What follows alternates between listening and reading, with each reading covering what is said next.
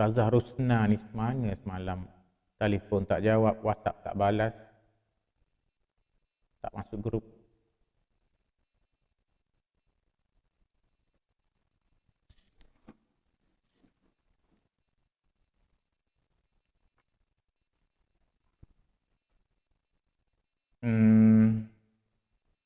Dharma belum masuk. Dharma Wijaya.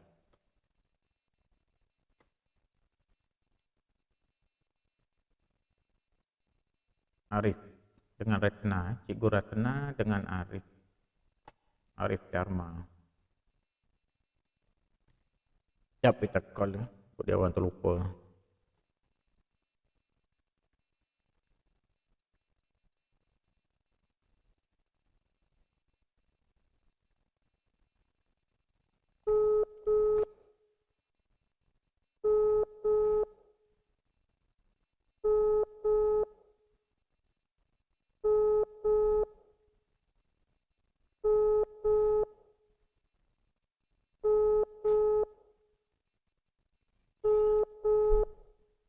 Tak jawab.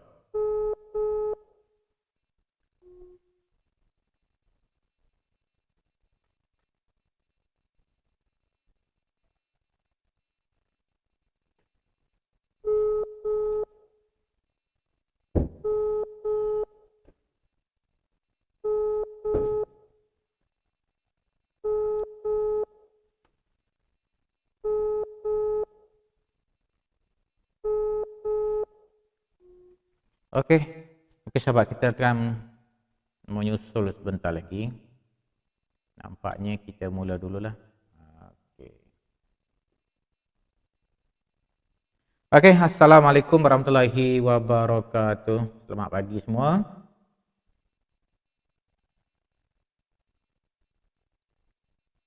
Dah ready belum?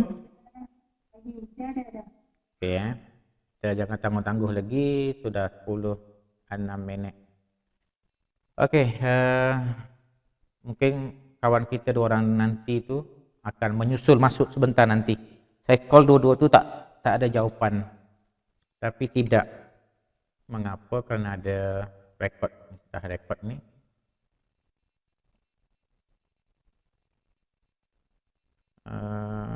Tengok meeting ni dia rekod tidak. Kat mana tekan rekod? Mute, select microphone, TV. Okey, kita sambung semalam. Jadi semalam tu kita berhenti stop pasal ini garis-garis. Di garis ini adalah cara mudah untuk kita nak melihat dalam ramai-ramai murid tu apakah dia punya motivasi diri dia. Apakah motivasi dia menurun ataupun sedang menaik ataupun biasa-biasa je. Jadi sebagai guru kaunseling, kalau di sekolah kita dekat-dekat nak periksa tu, kita kan tak ada masa sangat untuk nak cek seorang-seorang. Jadi kita guna teknik ni lah.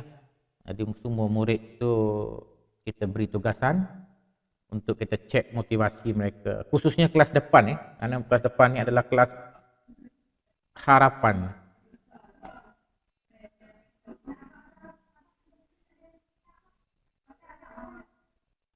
Kelas depan ni kelas harapan guru-guru. Yang belakang tu cikgu tak berapa risau sangat.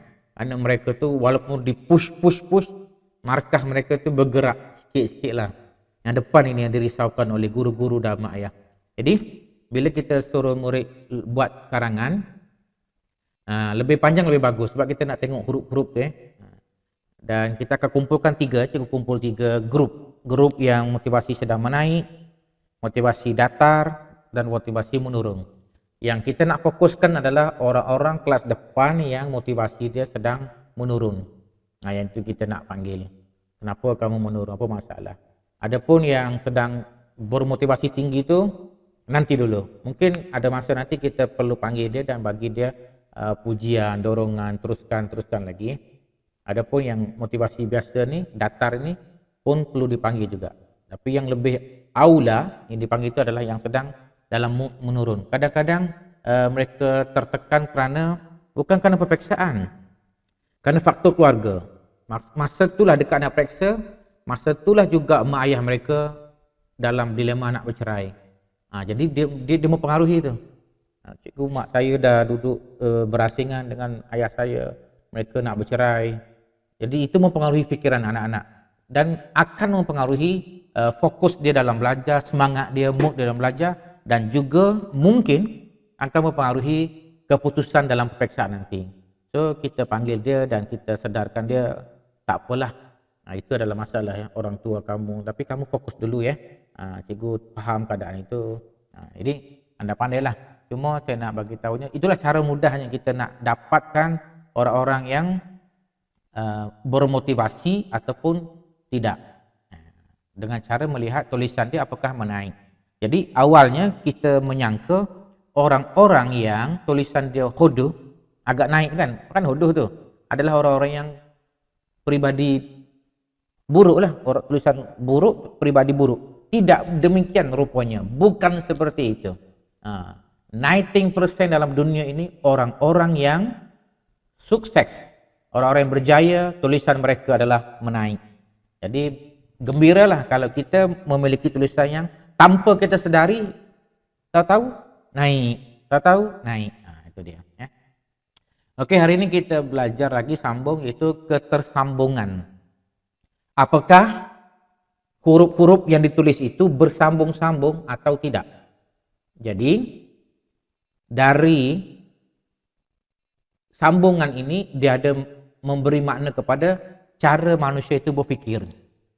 Jadi ada tiga sini. Adakah yang pertama, adakah tulisan itu bersambung? Yang pertama, yang kedua, adakah tulisan itu terpisah? Ini yang dua sajalah. Ataupun yang ketiga, adakah tulisan dia itu bercampur-campur? Ada bersambung, ada terpisah.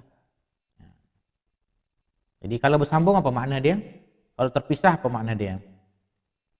Tulisan kurang nampak ni. Tulisan huruf cetak. Jadi huruf yang tidak bersambung itu dipanggil huruf cetak karena dia seperti dicetak menggunakan typewriter kan, ketak. Hurufnya kan biji satu-satu. Walaupun menulis dengan tangan, kalau dia tidak bersambung-sambung, maka tulisan itu dikategorikan sebagai tulisan cetak lah, tidak bersambung. Jadi penulis yang menulis dengan huruf yang bercetak, huruf cetak seperti bertaip adalah orang yang gemar pada hal-hal yang praktis, cepat dan mudah. Praktis, cepat dan mudah. Orangnya kurang ramah terhadap orang lain. Dia mungkin orang logik Dia cara dia je relax, kurang mesra lah. Tidak jenis orang yang huha dalam bilik guru. Tidak. Dia ni jenis orang yang dia. Ini nih yang orang ni. Ini tulisan galen. Hah? Yang cikgu papa ni tulisan galen ni. Yang mana? Yang ini. Okey, silap. Baik, dapat bagi tahu. Okey, saya ulang balik. Slide yang ke-100. Apa Slide yang ke-100 ini adalah tentang tulisan. Kenapa ada dua orang? Terkeluar seorang lagi. Abang Dharma baru masuk ni. Okey. Dharma dua orang ni. Dakmar dengan Damar. Lepas tu Cikgu Rusmawati mana dah keluar balik. Cikgu Rusmawati tu dari Kedah.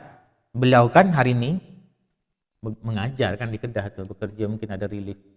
Okey, Tuan Dharma, kita sekarang masuk ke tentang tajuk tulisan bersambung atau tidak. Semalam ini tentang garis-garis. Garis. Okey. Nampak Okey, ulang kaji sikit. Ulang kaji semalam, sepitah lalu je ni. Ini garis lurus, naik, turun, turun naik, bercampur-campur. Okey, boleh faham Boleh ingat kan? Dia punya makna dia tu. Mudah je. Kalau naik, artinya sedang bermotivasi. Kalau menurun, Karena garis itu adalah lambang kepada motivasi. Kalau garis itu menaik, mana orang ini sedang bermotivasi. Kalau garis dia itu makin menurun, dia sedang dalam mood kurang bermotivasi. Kalau datar tu biasa. Jadi kalau kita nak bimbing orang, kita panggil yang itulah yang sedang menurun tu, tanya dia, kenapa saya lihat kamu punya tulisan ini sepertinya kamu dalam keadaan mood sedang menurun. Apakah betul kamu sedang ada masalah mood kamu? Karena tulisan ini tidak dapat dipungkiri, tidak dapat dibohong. Dia menulis, dia naik sendiri, dia tak turun sendiri. Kita bukan nak suruh dia naik kan, masa kita tulis tu, tak tahu dia naik. Itulah ciri-ciri orang sukses. Jadi hari ini tulisan sambung, adakah tulisan itu bersambung atau tidak? Kalau tidak, itu dipanggil tulisan huruf cetak. Kenapa cetak? Karena dia seperti mesin typewriter lah. Sebiji. Ditulis. Walaupun ditulis dengan tangan. Okey, ciri-cirinya orang yang tulis tulisan yang tak bersambung ini adalah orang yang praktis, orang yang cepat, orang yang mudah. Namun dia kurang ramah terhadap orang lain. Bukan jenis manusia yang kalau ramai-ramai itu jenis orang yang suka menghidupkan suasana. Huha. Tidak. Orang tulisan cetak ni jenis orang yang diam. Namun kerja cepat. Adapun orang yang tulisan bersambung-sambung, banyak bersambung. Bersambung ini dikira 3 huruf 3 huruf bersambung. Kalau 2 huruf tu belum cukup syarat untuk dikatakan ini tulisan yang bersambung. 3 huruf tu bersambung, 3 bersambung paling tidak. Jadi orang yang tulisan bersambung dalam bahasa Inggeris dipanggil ni cursive writing. Adalah orang yang menunjukkan cara dia berinteraksi dengan orang lain. Bila huruf-huruf itu berdampingan, berdempek lah, suka dekat dengan orang lain, bersambung-sambung, artinya dia pun adalah ciri-ciri manusia yang suka dekat dengan orang lain. Suka aturan dan berfikir secara logik. Suka bersosialisasi, kan? Suka bersosial, suka berkawan. Tak naik huruf besar. Pandai memahami orang lain. Pandai memahami perasaan orang lain. Ini orang-orang yang ada bakat, kita panggil interpersonal. Dia tengok orang, dia boleh faham. Aku tengok kamu hari ni macam ada masalah aja. Pandai faham orang lain. Pintar dalam menjaga hubungan. Suka bertemu dan ramah orangnya. Jadi orang yang tulisan sambung ini terbalik daripada tulisan yang tak sambung tadi. Okey, kalau separuh-separuh, ni tulisan separuh bersambung. Cursive writing. Orangnya cenderung memiliki sifat pemalu. Idealis, banyak idea dan agak sulit menjalinkan hubungan dengan orang lain. Dia mungkin agak menjaga jarak lah, PKP. Tak, PKP pun dia jaga jarak terus. Suka berfikir cepat, kreatif orangnya, tidak mudah menyerah, namun dia seorang yang pekerja yang keras. Artinya dia ni rajin bekerja. Apa dia panggil? Hard working. Mudah tersinggung. Ini sifat yang kurang agak negatif lah orang ini. Mudah tersinggung, tak suka dikritik, keras kepala, egois dan suka mementingkan diri sendiri. Jadi kalau kita tengok tulisan kita ni jenis bersambung sikit-sikit itu tak banyak, kita boleh belajar untuk sambung-sambung. Karena kalau orang yang tulisan bersambung, katanya menurut kajian ini orang-orangnya. Dan kalau tak bersambung, ini dia orangnya. Mudah tersinggung, tak suka dikritik, keras kepala. Ini yang tulisan sikit-sikit yang bersambung. Apalagi kalau yang tadi cetak ni orang-orang yang gemar pada praktis mudah, tapi tidak ramah pada orang lain. Oke. Seterusnya, masih lagi huraian tentang tulisan yang tidak bersambung. Penulis yang menulis dengan tulisan tidak bersambung, orangnya cenderung cerdas dan fokus. Tidak bersambung tidak bersambung. Tulisan yang tak bersambung, tulisan cetak lah. Orangnya fokus dan berkonsentrasi. Bila orang fokus ni biasanya adalah orang yang logik, orang yang tinggi, dia punya logiknya. Berfikir sebelum bertindak. Dia fikir dulu sebelum bertindak, sangat detail mewujudkan idea-ideanya.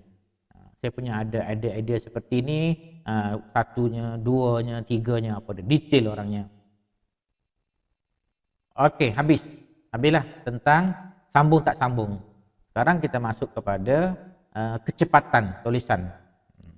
Jadi kecepatan tulisan seseorang itu mencerminkan waktu dia berfikir itu cepat atau tidak dan cara dia bertindak. Jadi ada dua lah kat sini. Cepat atau lambat. Cepat atau lambat atau sedang-sedang tengah-tengah tu. Okey, kalau cepat orangnya suka berfikir cepat. Bertindak dulu, fikir kemudian. Buat dulu. Kemudian baru fikir. Oh Allah, salah rupanya ya. Itu dia punya kehebatan. Dia tu cepat siap saja. Tapi dia punya yang kemungkinan tak baiknya adalah kerja-kerja kita tu kadang-kadang ada salahnya. Maklumlah kan, kita buat dulu baru berfikir. Orang yang cerdas dan ada perangai kurang sabar. Nak cepat kurang sabar. Sering tergesa-gesa. Ini orang tulisan cepat. Jadi tulisan cepat itu boleh ditengok.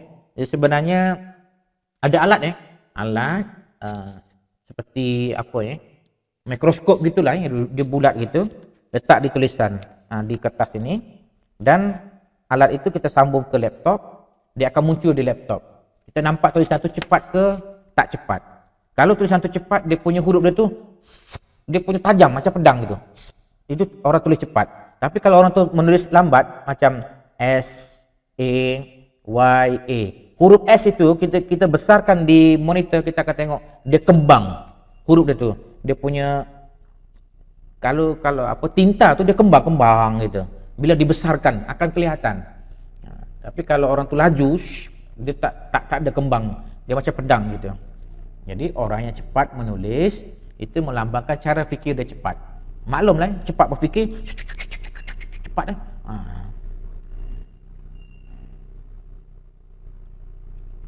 Adapun orang yang menulis lambat, tulisan lambat,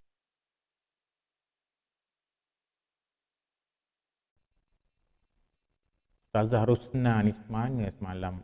Telefon tak jawab, WhatsApp tak balas, tak masuk grup.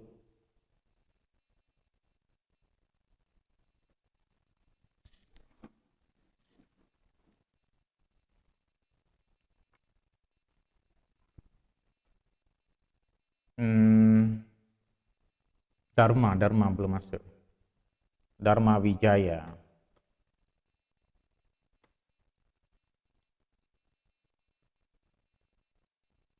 Arif dengan Retna, Cikgu Retna dengan Arif. Arif Dharma. Siap kita call dia orang terlupa.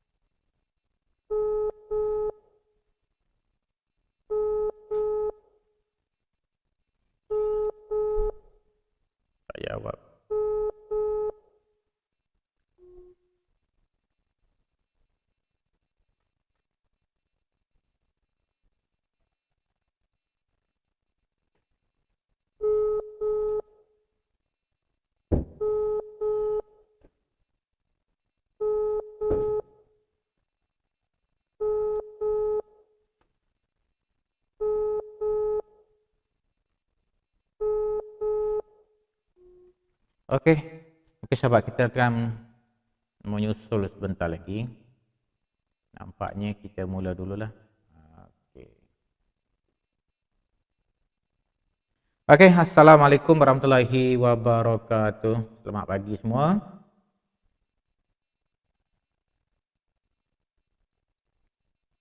Dah ready belum? Oke ya.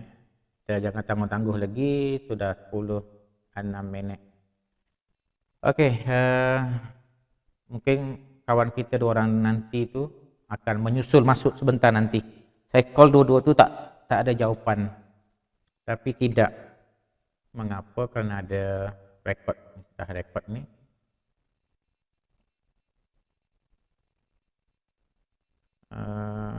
Tengok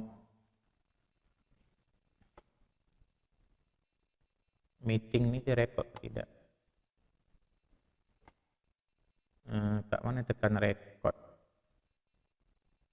mute, select mikrofon, TV. Okey, kita sambung semalam. Jadi semalam tu kita berhenti stop pasal ini ya, garis-garis. Di garis ini adalah cara mudah untuk kita nak melihat dalam ramai-ramai murid tu apakah dia punya motivasi diri dia. Apakah motivasi dia menurun ataupun sedang menaik ataupun biasa-biasa je. Jadi sebagai guru kaunseling, kalau di sekolah kita dekat-dekat nak periksa tu, kita kan tak ada masa sangat untuk nak cek seorang-seorang. Jadi kita guna teknik inilah. Jadi semua murid tu kita beri tugasan untuk kita cek motivasi mereka. Khususnya kelas depan kerana kelas depan ni adalah kelas harapan.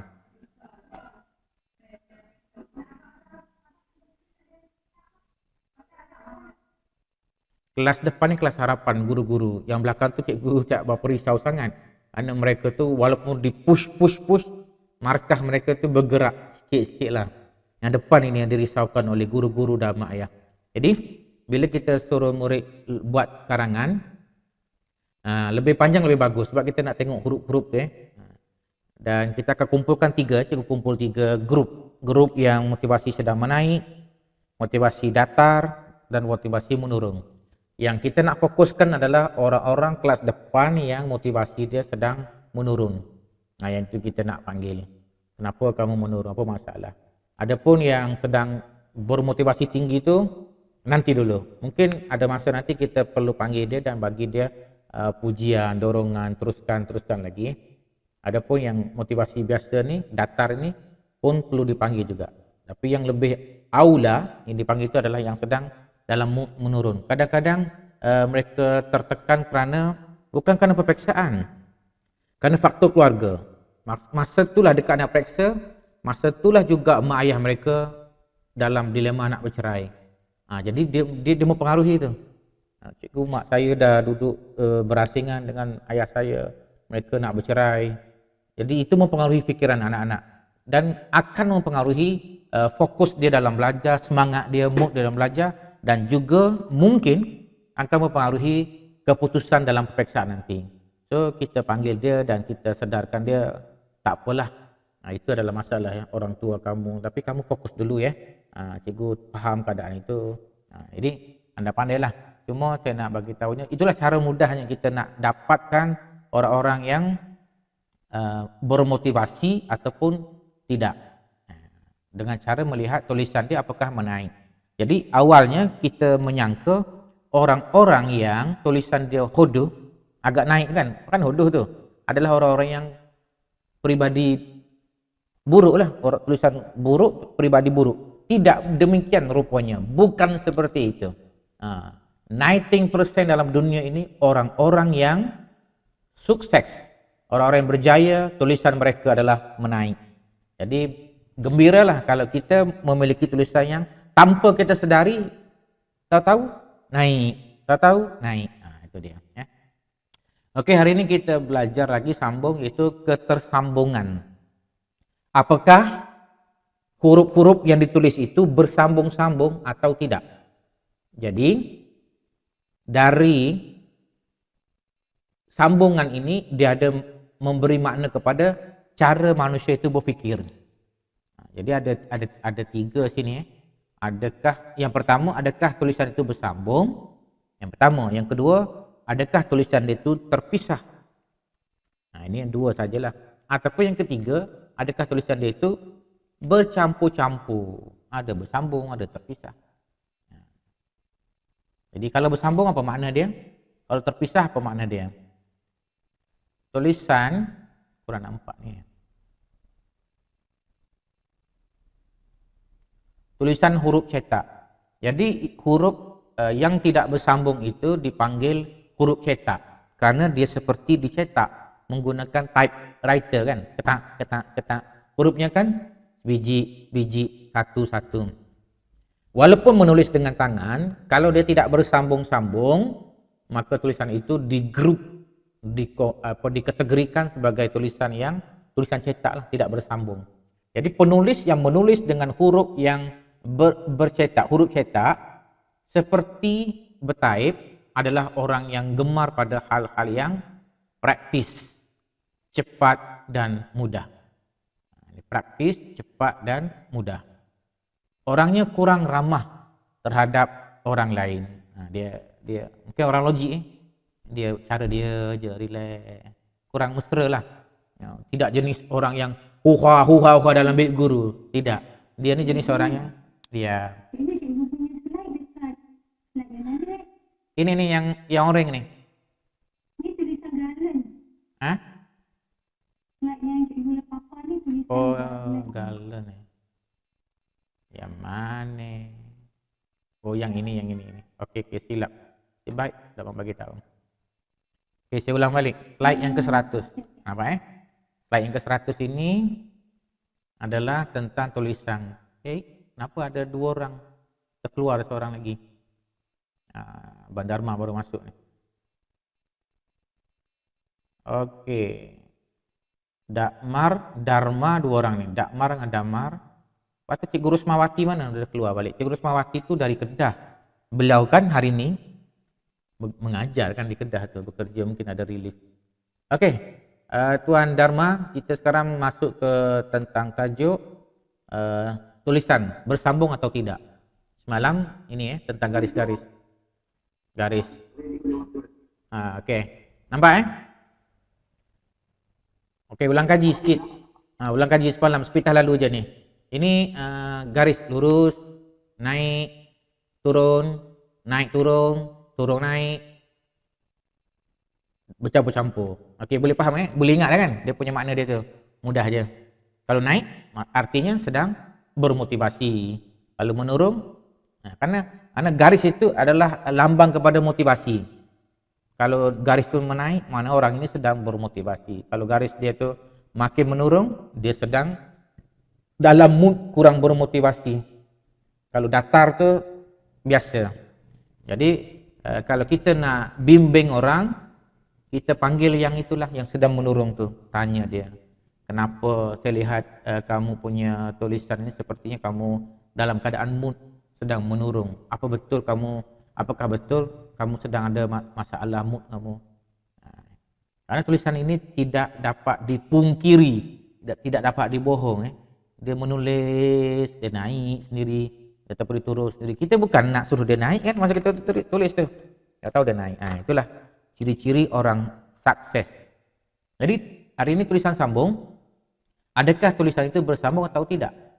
Kalau tidak, itu dipanggil tulisan huruf cetak. Kenapa cetak? Karena dia seperti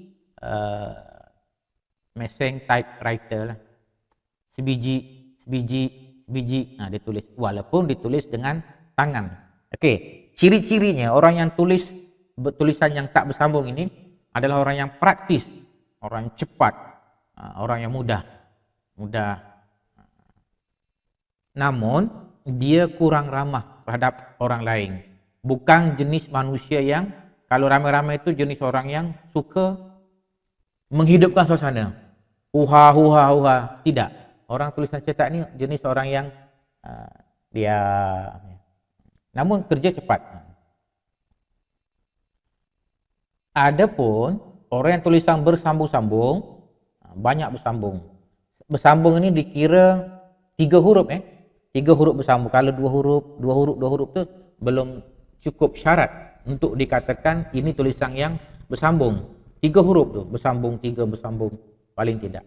Jadi orang yang tulisan bersambung dalam bahasa Inggris dipanggil ni cursive writing. Adalah orang yang menunjukkan cara dia berinteraksi dengan orang lain. Bila huruf-huruf itu berdampingan, berdempek lah, suka dekat dengan orang lain, bersambung-sambung, artinya dia pun adalah ciri-ciri manusia yang suka dekat dengan orang lain. Suka aturan dan berfikir secara logik. Suka bersosialisasi, kan? Suka bersosial, suka social, suka berkawan. Tak nanya huruf besar. Pandai memahami orang lain. Pandai memahami perasaan orang lain. Nah, ini orang-orang yang ada bakat, kita panggil interpersonal. Dia tengok orang, dia boleh faham. Aku tengok kamu hari ini macam ada masalah aja. Pandai faham orang lain. Pintar dalam menjaga hubungan. Suka bertemu dan ramah orangnya. Jadi orang yang tulisan sambung ini terbalik daripada tulisan yang tak sambung tadi. Okey, kalau separuh-separuh, ni tulisan separuh bersambung. Cursive writing. Orangnya cenderung memiliki sifat pemalu. Idealis, banyak idea dan agak sulit menjalinkan hubungan dengan orang lain. Dia mungkin agak menjaga jarak lah, PKP. Tak, PKP pun dia jaga jarak terus. Suka berfikir cepat. Kreatif orangnya. Tidak mudah menyerah. Namun dia seorang yang bekerja yang keras. Artinya dia ni rajin bekerja. Apa dia panggil? Hard working. Mudah tersinggung. Ini sifat yang kurang agak negatif lah orang ini. Mudah tersinggung. Tak suka dikritik. Keras kepala, egois dan suka mementingkan diri sendiri. Jadi kalau kita tengok tulisan kita ni jenis bersambung sikit-sikit itu tak banyak, kita boleh belajar untuk sambung-sambung. Karena kalau orang yang tulisan bersambung, katanya menurut kajian ini orang-orangnya. Dan kalau tak bersambung, ini dia orangnya. Mudah tersinggung, tak suka dikritik, keras kepala. Ini yang tulisan sikit-sikit yang bersambung. Apalagi kalau yang tadi cetak ni orang-orang yang gemar pada praktis mudah tapi tidak ramah pada orang lain. Okey. Seterusnya masih lagi huraian tentang tulisan yang tidak bersambung. Penulis yang menulis dengan tulisan tidak bersambung, orangnya cenderung cerdas dan fokus. Tidak bersambung tidak bersambung. Tulisan yang tak bersambung, tulisan cetak lah. Orangnya fokus dan berkonsentrasi. Bila orang fokus ni biasanya adalah orang yang logik, orang yang tinggi, dia punya logiknya. Berfikir sebelum bertindak. Dia fikir dulu sebelum bertindak, sangat detail mewujudkan idea-ideanya. Saya punya ada idea seperti ini, satunya, duanya, tiganya, apa dia, detail orangnya. Okey, habislah tentang sambung tak sambung. Sekarang kita masuk kepada kecepatan tulisan. Jadi kecepatan tulisan seseorang itu mencerminkan waktu dia berfikir itu cepat ke tidak dan cara dia bertindak. Jadi ada dua lah kat sini, cepat atau lambat. Cepat atau lambat atau sedang-sedang tengah-tengah tu. Okey, kalau cepat, orangnya suka berfikir cepat. Bertindak dulu, fikir kemudian. Buat dulu. Kemudian baru fikir. Oh Allah, salah rupanya ya. Itu dia punya kehebatan. Dia tu cepat siap kerja. Tapi dia punya yang tak yang kemungkinan tak baiknya adalah kerja-kerja kita tu kadang-kadang ada salahnya. Maklumlah kan, kita buat dulu baru berfikir. Orang yang cerdas dan ada perangai kurang sabar, nak cepat kan, kurang sabar, sering tergesa-gesa. Ini orang tulisan cepat. Jadi tulisan cepat itu boleh ditengok. Jadi sebenarnya ada alat alat seperti apa mikroskop gitulah dia bulat gitu, letak di tulisan di kertas ini, dan alat itu kita sambung ke laptop, dia akan muncul di laptop. Kita nampak tulisan tu cepat ke tak cepat. Kalau tulisan tu cepat, dia punya huruf dia punya tajam macam pedang gitu. Itu orang tulis cepat. Tapi kalau orang tu menulis lambat macam S A Y A, huruf S itu kita besarkan di monitor, kita akan tengok dia kembang huruf dia tu. Dia punya kalau apa tinta tu dia kembang gitu. Bila dibesarkan akan kelihatan. Tapi kalau orang tu laju, dia tak ada kembang, dia macam pedang gitu. Jadi orang yang cepat menulis itu melambangkan cara fikir dia cepat. Maklumlah, cepat berfikir, cepat